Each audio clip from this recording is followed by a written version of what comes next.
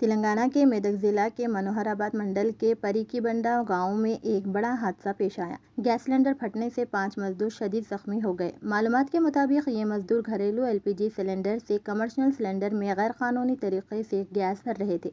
इसी दौरान अचानक जोर का धमाका हुआ।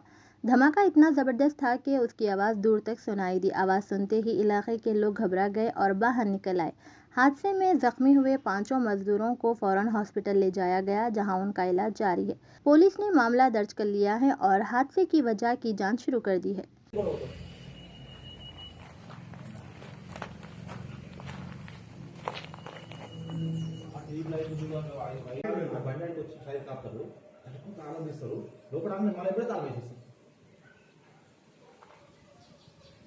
ఒక టాటా ఏస్ ఏమో భర్తీ చేసుకొస్తుంది నువ్వు పెద్దయి ఇక చిన్న ఏమో అల్ల పోతాయి ఈ పెద్ద తీసుకొచ్చుకుని ఒక ఫుడే చేస్తారు నాకు ఫుడే